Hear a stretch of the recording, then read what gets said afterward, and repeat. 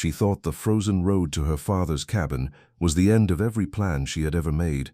Instead, it was the beginning of the only life she had ever truly chosen. At 58 years old, handed a cardboard box on a gray January morning after 22 years of loyal service, Miriam was left with nothing but a half-tank of gas, a key to a forgotten cabin in the Vermont woods, and the echo of her late father's voice reminding her that the quiet places heal what the loud ones break. What her former employer didn't know, what Miriam herself was about to discover, was that when you strip everything from a woman who has spent a lifetime being quietly indispensable, you don't break her, you simply remove the weight that was keeping her in place. 6 months later, when the world found its way back to that frozen lakeside cabin at the edge of the forest, they didn't find a broken woman waiting for someone to come back for her. They found something no one had anticipated, a life rebuilt entirely from scratch, a community forged from shared loss, and the answer to the question that had stopped Miriam cold on the very first night: why were the lights already on in a cabin that no one had touched in 2 years? This is Miriam's story,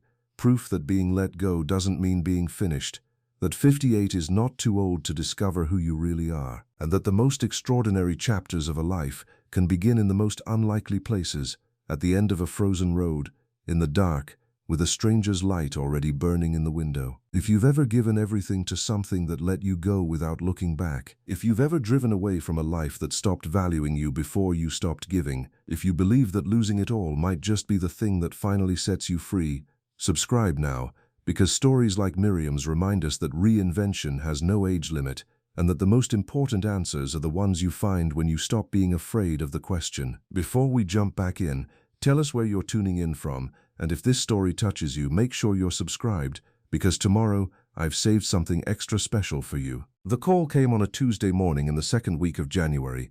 Miriam remembered the exact moment because she had been standing at the window of her office on the 14th floor, watching the first serious snow of the year settle quietly over Hartford, Connecticut. She had always loved that window. On clear days you could see the river. On days like this one, the whole city went soft and gray and muffled, and the world outside felt like something happening at a safe distance. She had been with Calloway and Reed for 22 years. She had arrived at 36, fresh from a divorce she hadn't seen coming, looking for something solid to stand on. The company had given her exactly that. Structure, identity, a reason to be somewhere at 7 in the morning. She had worked her way up from a mid-level coordinator position to senior director of operations, a title she had earned over a decade of being the person in the room who knew how everything actually worked. Her team was good, her instincts were sharper than most people half her age. She had never once been told there was a problem. The HR director was a woman named Diane, 20 years Miriam's junior, hired 3 years prior partly on the strength of Miriam's own recommendation. Diane did not meet her eyes. She slid a folder across the desk and used the word restructuring the way people use the weather, as though it were a natural force, impersonal and beyond anyone's control. The company was consolidating her department entirely, contracting the function overseas. It was effective immediately. There was a severance package, 8 weeks for 22 years. Miriam asked one question. She asked whether anyone else on her team had been told yet. Diane said the conversations were ongoing. Miriam nodded, picked up the folder, and left. She carried the cardboard box to the elevator alone. One colleague waved from behind a glass partition. Most people looked at their screens. She rode down 14 floors in silence and walked to her car in the parking garage and sat there for a long time with the engine off, watching the snow come down through the gap between the concrete levels. She wasn't crying. She wasn't sure what she was doing. She was simply sitting, the way you sit when the sentence you just heard hasn't quite finished arriving. She thought about calling her daughter Celine, but Celine was in Portland with a toddler and a second baby on the way, and a husband working double shifts, and Miriam couldn't bring herself to be another emergency in someone else's already stretched life. She thought about calling her friend Nadine, but Nadine had a particular way of worrying out loud that turned other people's grief into a collective crisis, and Miriam wasn't ready for that. She wasn't ready for anything that would require her to explain herself. So she sat, and then, almost without deciding to, she thought about her father. Gerald Voss had died 26 months earlier, quietly and without complaint, the way he had done nearly everything in his 79 years. He had been a carpenter and a reader, and a man who believed that silence was not an absence, but a substance, something you could enter and be changed by if you had the patience. He had built the cabin on the eastern shore of Heron Lake in the northeast kingdom of Vermont with his own hands over the course of 3 summers in his 40s, and he had used it the way some people use prayer, regularly, privately, and without requiring anyone else to understand why. He had left it to Miriam in his will. The deed came with a handwritten letter. It said simply, "You have always known how to be still. This is a place for that." She had not been back since the funeral. The cabin had been sitting through 2 full winters, its taxes paid by automatic transfer, its key on her keychain, its door locked against a world that had no claim on it. She had told herself she would go when she was ready. She had not been ready. She started the engine. The drive north took nearly 4 hours. She turned the radio off somewhere around Springfield and drove in silence through the dimming afternoon, watching the landscape shift from highway gray to the clean, bone-white beauty of Vermont in January. She passed through towns that looked like they were holding their breath, smoke from chimneys, a gas station lit yellow against the darkening sky, bare maple trees lining a village green. She stopped once for gas and a bottle of water and didn't speak to anyone. She thought about nothing in particular. That was what she would remember later, the strange mercy of it. No calculations, no dread, just the hum of the engine and the snow-covered fields scrolling past, and the particular silence of a life that had just, without warning, been handed back to her. It was past 6 in the evening when she turned off the county road onto the narrow, unpaved lane that wound through the white pines toward the lake. The headlights swept across frozen branches and iced ruts in the road. She came around the last bend where the trees thinned and the dark, flat expanse of Heron Lake opened below her, and she saw the cabin on the slope above the water. Every light inside was on. Miriam stopped the car. She sat completely still. The cabin had been empty for 26 months. She was the only person who had a key. She had told no one she was coming. There was no reason on earth for those lights to be burning, but they were, warm and amber and steady, pouring through both windows into the winter dark.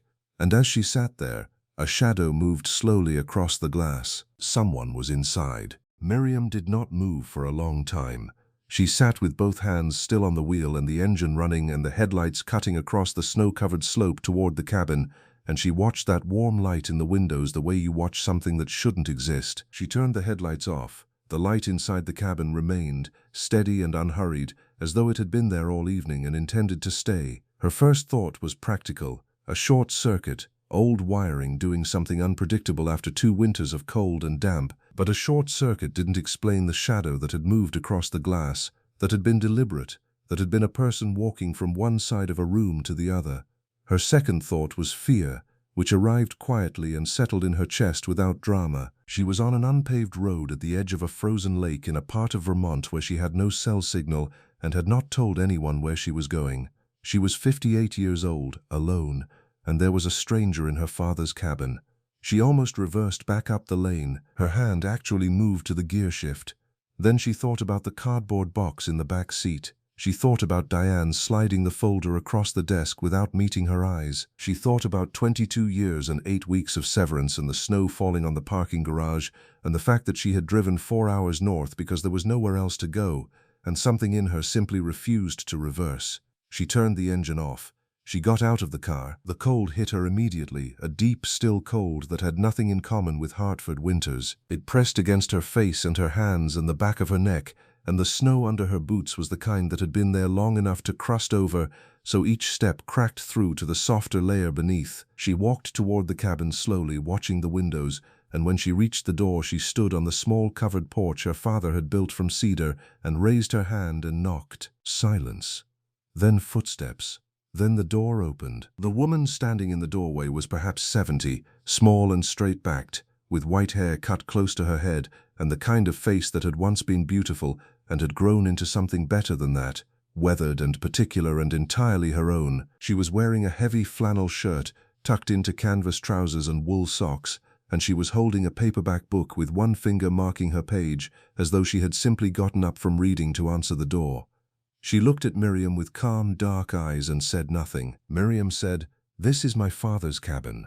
The woman considered that for a moment. Then she said, "I know. I'm Eloise. Gerald told me about you." The name settled in the cold air between them. Miriam heard it and felt something strange move through her. Not anger, not confusion exactly, but the particular vertigo of discovering that a person you loved had a life you knew almost nothing about. "He never mentioned you," Miriam said. "No," Eloise said, "he wouldn't have." She stepped back from the door. "Come in out of the cold."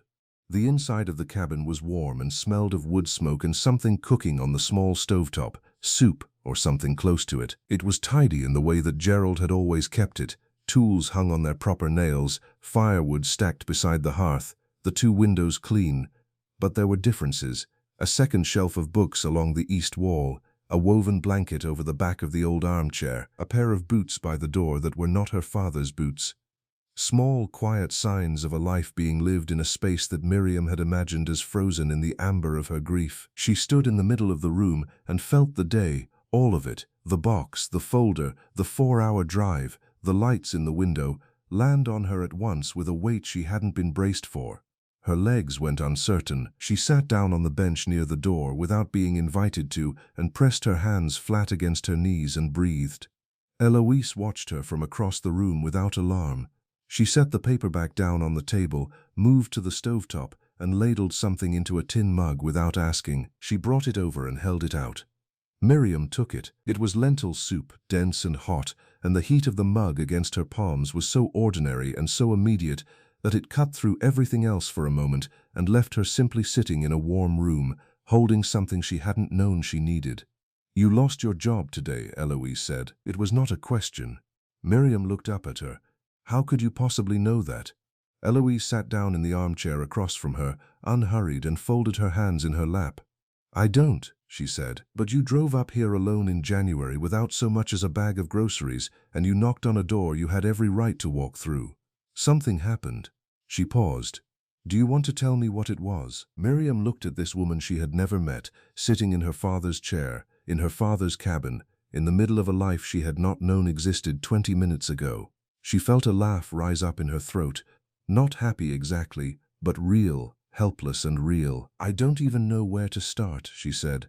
"That's all right," Eloise said. "We have time." Outside, the snow had begun again, falling without sound over the frozen lake, over the white pines, over the small lit cabin on the slope where two women who had never met were beginning, without quite knowing it yet, something neither of them could have predicted. Miriam slept that first night on the narrow cot in the back room, the one her father had always called the reading room, even though it was barely large enough to hold the cot and a small table and a lamp. She slept in her clothes with 2 wool blankets pulled over her, and woke before dawn to the sound of the fire being stoked in the other room and the smell of coffee, real coffee, the kind that had been ground by hand and sat in a jar on the shelf above the stovetop. She lay still for a moment and listened to the sounds of someone else existing in the next room and felt something she could not immediately name. It wasn't comfort exactly. It was closer to the feeling of realizing you had been holding your breath for a very long time without knowing it. She got up. Eloise was at the small table with her hands wrapped around a mug and the paperback open in front of her, and she looked up when Miriam appeared in the doorway with the expression of a person who was not surprised by much. She poured a second mug without being asked and slid it across the table and went back to her book. They did not talk immediately. Miriam sat with the coffee and looked out the window at the lake. In the early dark it was a flat grey surface, perfectly still, edged with snow-covered shore and bare trees. As the light came up slowly from the east, the grey lightened to silver, and then the silver caught something, and the whole surface of the lake shifted, almost imperceptibly, toward blue. Miriam had forgotten this. She had forgotten that the light up here did things she had never seen it do anywhere else. Her father had tried to describe it once, sitting in this exact chair, and she had nodded without really listening because she had been 40-something and tired, and there had always been somewhere else to be. She felt that inattention now as a specific kind of loss. "He came up here every October," Eloise said without looking up from her book, "and every March. 12 years. Miriam turned from the window. "You knew him 12 years. We met at the library in Hadley Falls. He came in looking for a book on timber framing. I was the librarian." She turned a page. "He was the only person who ever returned books ahead of schedule." Miriam almost smiled. "That sounds exactly right. He talked about you," Eloise said, "more than he probably told you he did." She looked up then, directly. He was proud of you. He just didn't always know how to say it in a way that landed. Miriam looked down at her mug. There were things in that sentence she was not ready to open yet, so she set them aside the way you set aside a letter you know is important but cannot face before you've had enough sleep. "How long have you been staying here?" she asked. 3 weeks, Eloise said. "I needed somewhere quiet. Gerald always said I was welcome any time." She paused. "I didn't think anyone would come." "I didn't either," Miriam said, "until yesterday. After breakfast, which was oatmeal cooked on the stovetop with dried apples that Eloise had brought in a cloth bag from some town Miriam didn't recognize, they did not speak much more. Eloise read. Miriam sat in her father's chair and looked at the room with the particular attention of someone seeing something for the first time and the last time simultaneously. Then she put on her coat and went outside. The cold was sharp and clean, and the snow around the cabin was unmarked except for the tracks of something small, a rabbit maybe, or a fox, that had come close to the porch in the night and then thought better of it. Miriam walked down toward the lake along the path her father had packed flat over many years and stood at the edge where the frozen water began and looked out across the surface. The morning sun was still low, and it came in at a flat angle across the ice and turned everything in its path briefly gold. She breathed in once, slowly. Then she turned around and looked at the cabin from the outside. Really looked at it, the way she hadn't allowed herself to since the funeral, when looking at it too long had felt like something she couldn't afford to do. The cedar porch, slightly weathered but solid, the stone chimney her father had built himself, one course at a time, over 2 summers in his 60s. The small woodshed to the left, still holding a decent stack, which meant Eloise had not been idle. The vegetable beds along the south wall, frozen now but edged with the flat stones her father had hauled up from the lakeshore years ago, one at a time, for no practical reason except that he liked the way they looked. He had built this place from nothing. He had made it into something that outlasted him. Miriam stood in the cold morning light and felt something shift inside her. Not hope yet. It was too early and she was too tired, and the severance was 8 weeks and she had no plan. But something quieter than hope, and possibly more durable. A question forming where before there had only been weight. She had 22 years of knowing how to make complicated systems function. She had a mind that found order in chaos, and her hands had never been afraid of work. She had nowhere to be and nothing to protect, and a cabin at the edge of a frozen lake that her father had left her with a letter that said, "This is a place for stillness." Maybe stillness wasn't the end of something. Maybe it was the condition required for something else to begin. She went back inside, poured herself more coffee, and sat down at the table across from Eloise. "Tell me about the woodshed," she said. "What needs doing?" Eloise looked up from her book. Something in her expression shifted, barely perceptible, like the lake changing from silver to blue in the early light. She closed the book. "Quite a lot," she said. "Where would you like to start?" February in the Northeast Kingdom is not a season so much as an argument. It argues against warmth, against movement, against the basic human assumption that conditions will improve. The snow that fell in January had not melted. It had simply been added to, layer by layer, until the world outside the cabin windows was a uniform and unbroken white that made distances impossible to judge and time feel approximate at best.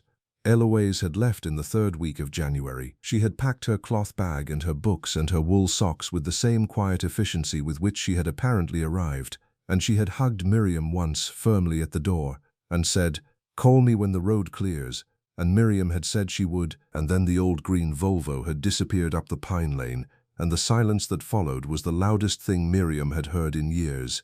She was alone. She had known she would be. She had even told herself she wanted it, that the solitude was part of what she had come for, that her father had built this place as a retreat from the noise of living, and she intended to use it that way. And for the first few days after Eloise left, there was something genuinely close to peace in the quiet. She made her meals slowly. She read from the shelf of books Eloise had left behind. She walked the lakeshore each morning and watched the light change and felt something in her chest begin, tentatively, to unclench.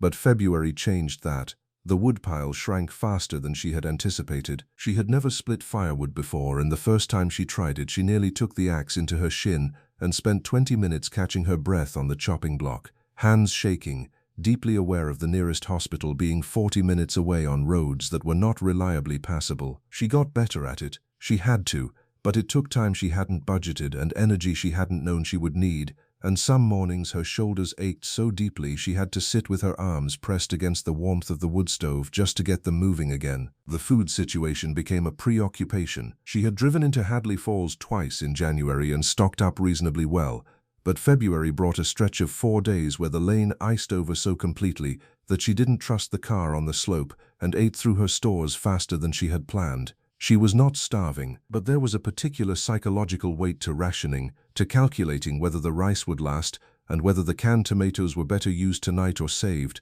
and that weight accumulated. The phone signal at the cabin was unreliable. On clear days she could sometimes get 2 bars near the east window. Most days she had nothing. She had told Celine she was in Vermont, that she was fine, that she needed some time. Celine had responded with a string of worried texts that Miriam had not answered fully because the answers would have required her to explain something she didn't yet understand herself. Nadine had called 3 times. Miriam had let it go to voicemail each time and felt guilty about it, and then felt something worse than guilty, which was relieved. There was no one to talk to. There was the lake and the trees and the fire and the particular sound the cabin made in the wind, a low structural groan from the north-facing wall that she had learned to interpret as meaning the temperature had dropped below 10 degrees. She talked to herself sometimes, brief practical announcements. The kindling is low, the water pipe needs checking, and occasionally she talked to her father, which she knew was not the same as talking to someone but was better than pure silence. The doubt arrived the way cold does, not all at once but incrementally, seeping in through the gaps. She was 58 years old and she had no job, and 8 weeks of severance that had already begun to count down, and no plan beyond the next day's firewood. Her industry had moved on without her even before the layoff.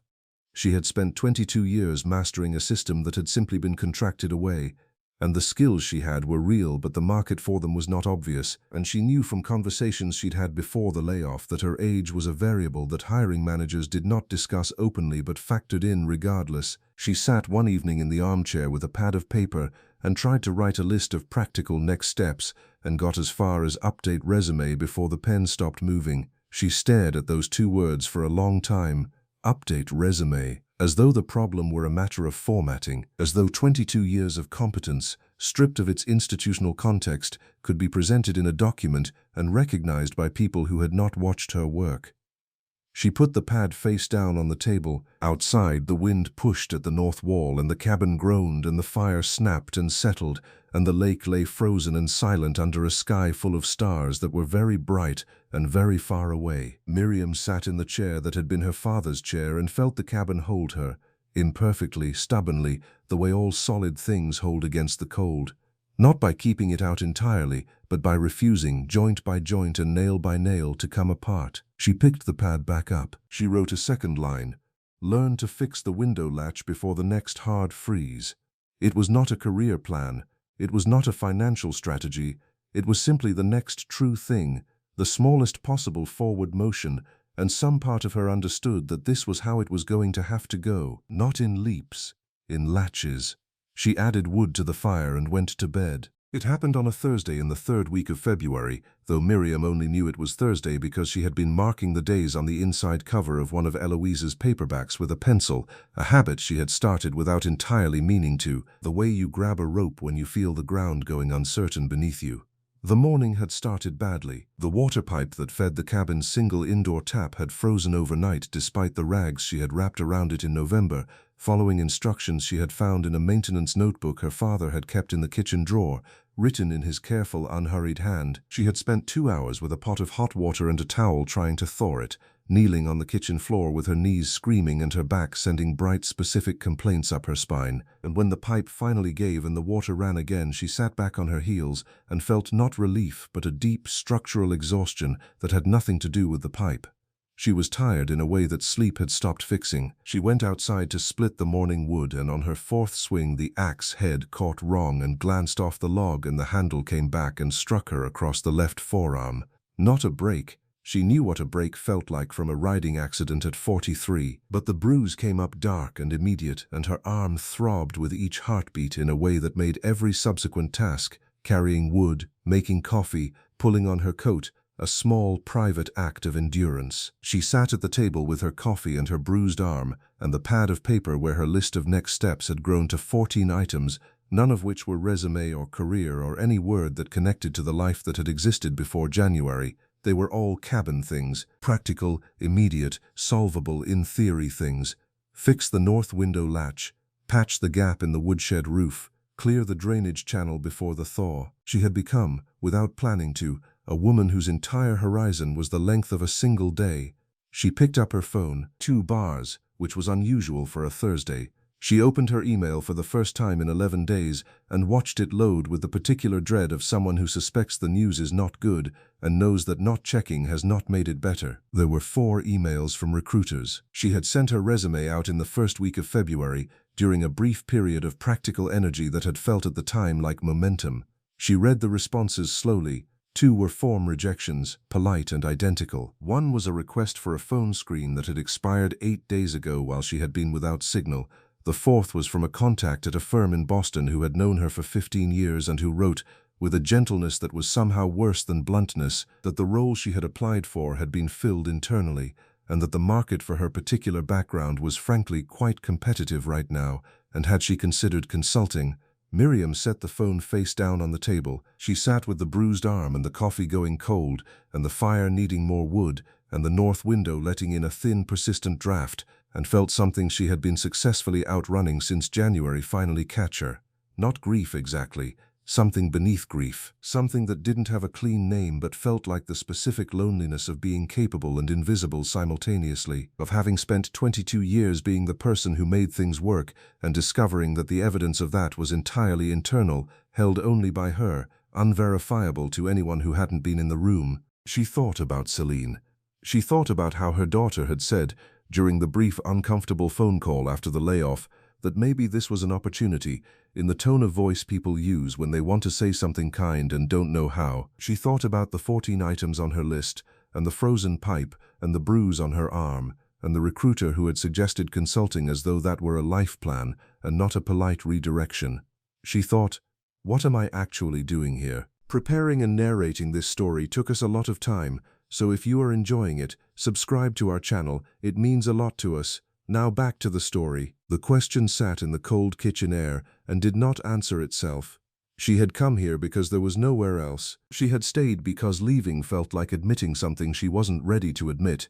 She had fixed latches and split wood and rationed rice and talked to her father's empty chair and told herself it was purposeful, that the stillness was working on her in ways she couldn't yet see. But sitting here now with her arm throbbing and the fire dying and 2 bars of signal showing her clearly what the world outside thought of her prospects, she could not locate the thread of purpose that had felt real 3 weeks ago. She was 58 years old. She was alone in a cabin in February with 14 items on a list and nowhere to be, and no one expecting her, and a bruise on her arm that was nobody's fault and nobody's concern. She put her head down on the table, not dramatically, not the way it happens in films, just quietly, the way you finally set something down after carrying it longer than you should have. She pressed her forehead against the cool wood surface and closed her eyes and let herself be, for a few minutes, completely without a plan, without a reason, without the performance of coping that she had been putting on for herself, alone, for 7 weeks. She stayed like that for a long time. When she finally lifted her head, the fire had burned down to coals, and the kitchen was cold, and the 2 bars of signal were gone again, and the lake outside the window was flat and white and indifferent. She looked at it for a long time. Then she got up and put wood on the fire, not because she had a plan, not because the exhaustion had lifted or the bruise had stopped aching, or the recruiter's email had somehow unarrived. She got up because the alternative was to let the fire go out, and some part of her, bedrock deep and apparently non-negotiable, was not willing to do that. She stood at the window while the fire took hold behind her, and looked out at the lake and felt the cold coming through the glass, and thought about her father standing at this same window in his 60s, in his 70s, standing here alone, and apparently choosing, morning after morning, to stay. She had never asked him why. She wished now that she had. But she was beginning, she thought, to understand the answer. The thaw came in the first week of March, not all at once but in installments, the way most real changes arrive. A day where the temperature climbed above freezing for the first time in 6 weeks, then 2 days of hard cold again, then a morning where Miriam walked down to the lakeshore and found the ice along the edges had pulled away from the bank by 3 inches, leaving a narrow strip of open black water that reflected the sky with a clarity that stopped her mid-step. She stood and looked at it for a long time. She had been outside every morning since the Thursday she had put her head on the table, not because she had resolved anything that afternoon, not because some internal switch had been thrown and the doubt had cleared, but because she had noticed, in the days that followed, that the mornings she went outside before doing anything else were the mornings she functioned better. It was not a revelation. It was more like a small, verifiable fact she had accumulated through repetition, the way you learn which floorboard creaks by living somewhere long enough. The open water at the lake edge was the first true sign of spring, and it loosened something in her chest that had been tight since January. She went back to the cabin and looked at it the way she had been learning to look at things up here, not for what they were, but for what they could become with attention and work and the willingness to be wrong the first several times. The cabin itself was sound. Her father had built carefully and the bones were good, but there were things she had been noting in the margins of her pad for weeks now without acting on, places where the structure had been neglected not from carelessness, but simply from her father having been 79 and working alone. The south-facing vegetable beds were the first thing she addressed properly. She had been looking at them since she arrived, the flat lakeshore stones her father had laid as edging, the frozen soil within, the remnants of last year's growth still standing in brittle stalks. She spent 3 days clearing them entirely. It was slow work because the ground was still partly frozen and her tools were a spade and a fork she found in the woodshed and her own 2 hands, and because her body was still calibrating to this kind of labor in ways that required frequent stops and the occasional colorful remark directed at no one. But on the 3rd afternoon she stood back and looked at 4 cleared beds, edged cleanly, soil turned and waiting, and felt something she recognized from much earlier in her life, from before the corporate titles and the 14th floor and the 22 years of optimizing other people's systems. She felt the particular satisfaction of having made a physical thing better with her own hands. It was direct and uncomplicated, and it did not require anyone's approval to be real. She went into Hadley Falls the following Saturday and spent $40 she tracked carefully against her dwindling severance on seeds and a small bag of compost. The woman at the hardware store, weathered and unhurried, asked what she was planting. Miriam told her. The woman made a quiet sound of assessment and said the last frost date in the kingdom was mid-May and not to let that stop her from starting indoors, and Miriam said she wouldn't and drove back to the cabin with the seeds on the passenger seat feeling, absurdly, as though she had been given permission for something. She started the seeds on the windowsill in paper cups she had saved from the bottom of a storage box. Tomatoes, kale, 2 varieties of lettuce, herbs she had always bought in small plastic packages at the Hartford Whole Foods and never considered growing. She labeled each cup in her father's maintenance notebook with a pencil, the way he had labeled everything, careful and specific, and set them in the south window where the light was strongest, and checked them each morning the way you check on something you have decided to care about. The window latch she had been putting off since February took her 1 afternoon and 4 attempts and a trip to the woodshed to find the right size screw.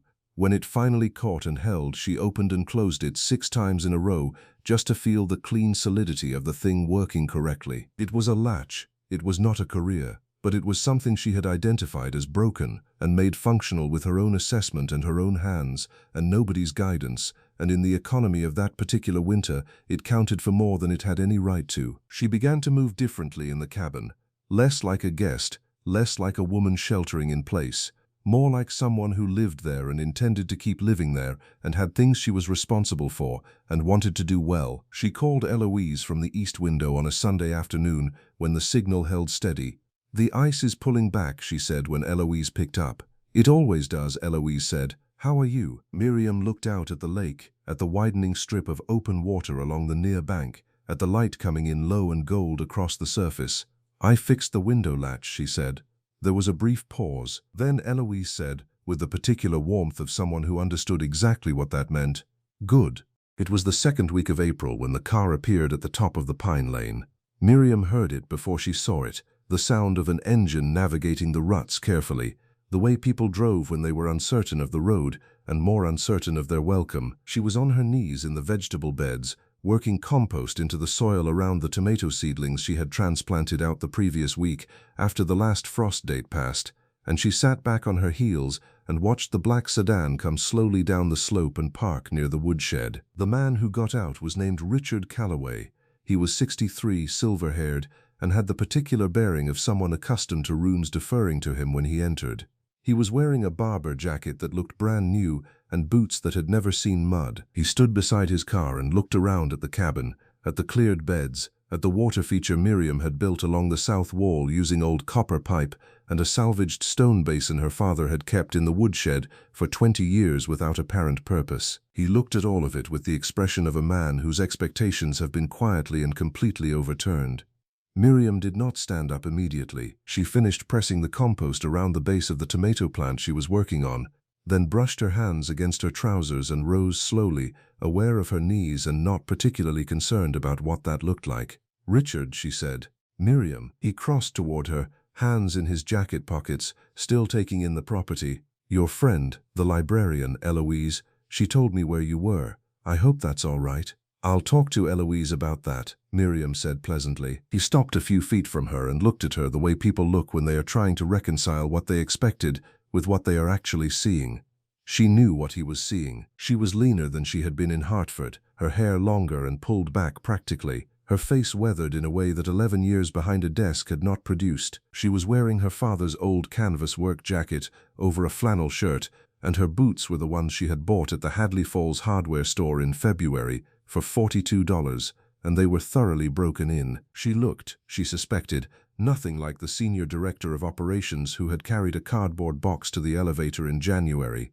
"This place is remarkable," Richard said. He gestured toward the water feature, toward the beds. "Did you do all of this yourself?" "Most of it," Miriam said. "Eloise helped with the stone basin before the ground froze." He shook his head slowly, the way people do when they are buying time. "Miriam, I owe you an apology. The restructuring, the way it was handled, it wasn't right. You deserved better than what Diane gave you in that room." Miriam looked at him evenly. She had thought about this conversation, or a version of it, in the long quiet evenings of February. She had imagined feeling vindicated, or angry, or tearfully grateful. She felt none of those things. She felt something closer to the mild interest she felt when she noticed something unexpected in the garden. Curious but not destabilized. "What is it you want, Richard?" she said. He straightened slightly. "We're rebuilding the operations function, internally this time, and frankly the last 3 months have demonstrated very clearly what we lost when we lost you." He paused. "I want to offer you the role back. Restructured title, better compensation than before, full benefits reinstated." The lake was behind her, and the light on it in the mid-morning was the kind she had come to think of as specifically hers, the way people claim particular weather or particular hours of the day. A pair of loons had returned to the water the previous week, and she could hear one of them now, its call crossing the distance with the clean, irreducible clarity of a thing that knew exactly where it was. She thought about the morning she had driven north in silence with the cardboard box on the back seat. She thought about the pipe freezing, and the axe handle and the 14 items on the list, and the Thursday she had put her head on the table. She thought about the seeds on the windowsill in paper cups, and the latch that finally held, and the open water appearing at the lake edge on the first morning of the thaw, pulling back to show her something solid underneath. "No," she said. Richard blinked.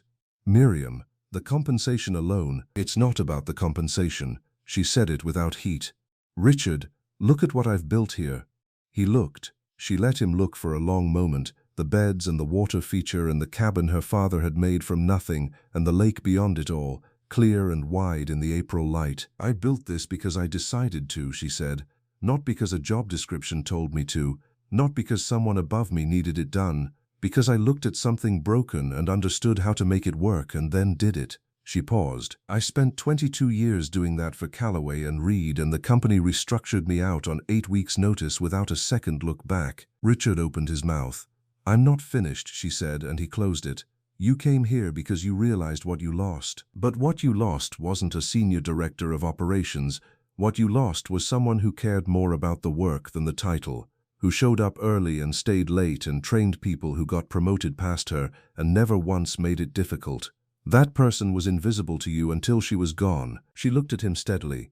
"I don't need to go back to a place where I was invisible. I know what I'm worth now, and I know I didn't learn that inside your building." Richard stood in the mud in his clean boots and said nothing for a long moment. He looked older than he had when he got out of the car. "Is there anything I can do?" he said finally. It was a smaller question than any he had arrived with, and it was the most honest thing he had said. Miriam considered it genuinely. "Send me a proper reference," she said. "A real one, not the standard form. If I decide to consult, I'll need something that says what I actually did there." He nodded. "I can do that." "Good." She looked toward his car. "You should head back before the lane gets soft. It does that in the afternoons now that the frost is out of the ground."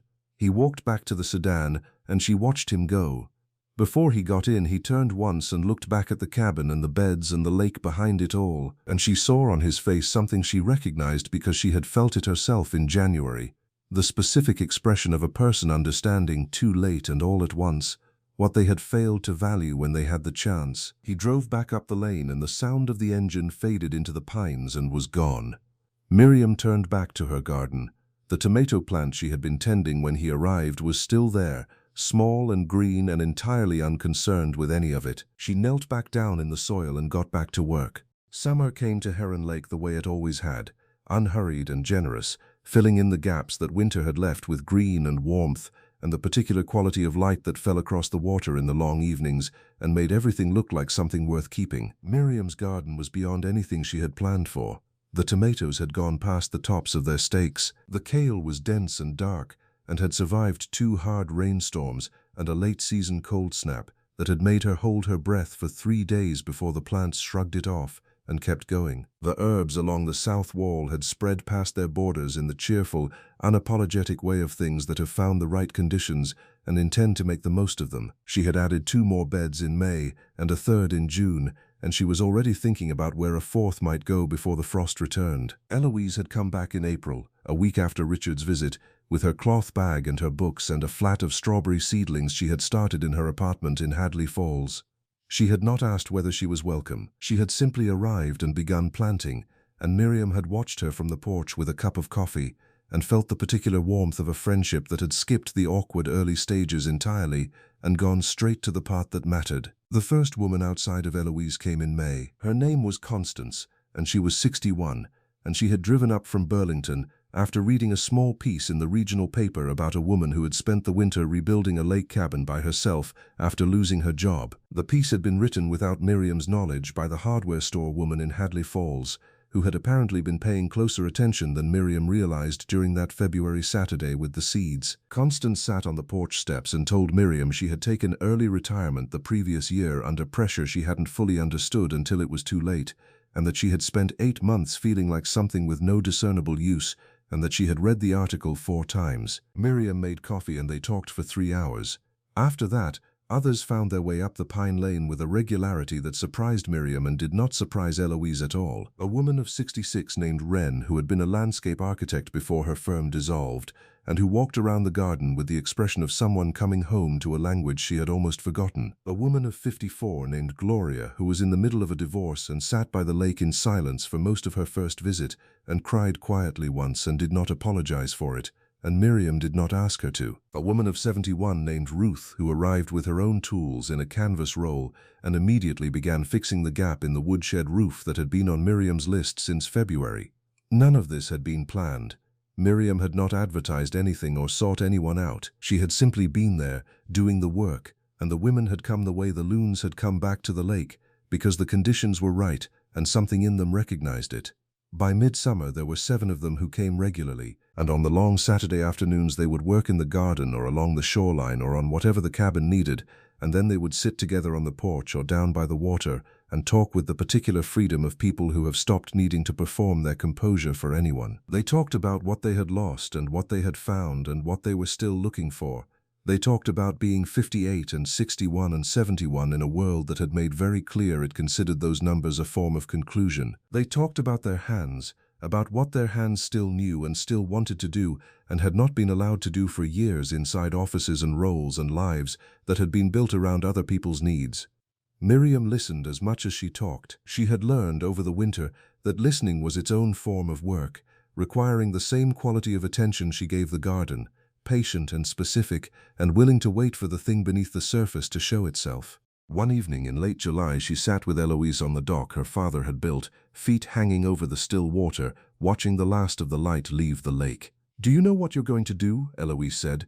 "With all of this, long-term. Miriam thought about Richard's reference letter, which had arrived in May and which had been genuinely and without corporate boilerplate the most accurate account of her work she had ever read. She thought about 3 consulting inquiries she had received after the newspaper piece ran, 2 of which she had responded to, and 1 of which had turned into a part-time engagement that she managed from the east window on the mornings the signal held. She thought about Constance, who had driven back up the lane the previous week with a trailer of salvaged lumber she wanted to use to build raised beds, and about Ruth, who was quietly transforming the woodshed into something that could hold a proper workshop, and about Gloria, who had come last Saturday with her daughter and showed her around the garden with a pride that was new and visible and entirely her own. "I think," Miriam said, "that I'm already doing it." The loon called from somewhere across the water, its voice carrying clean and far in the still evening air. The garden was dark behind them, the tomatoes heavy on their stakes, the herbs giving off their particular green warmth in the cooling night.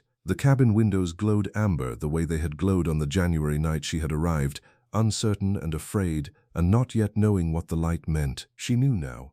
She was 58 years old. She had been let go by a company that had taken 22 years of her best work and handed it back in a folder across a desk. She had driven north on a frozen road to a cabin that was supposed to be empty and found instead the beginning of something she had no name for yet. She had survived a winter alone and fixed a latch and grown tomatoes from seed and turned away the job she had once built her identity around without hesitation or regret. She had not become someone new. She had become, fully and without apology, herself. There would be more winters. The lane would ice over again, and the pipe would freeze, and the wood would run low, and the doubt would come back in the dark evenings, because that was what doubt did. She knew that now. She also knew she would get up and put wood on the fire. She had established that about herself, in the cold, alone, when there was no one watching. That was the thing no severance package could give you, and no job could take away. She looked out at the lake, at the last faint light on the water, and felt something her father had tried once, years ago, to describe,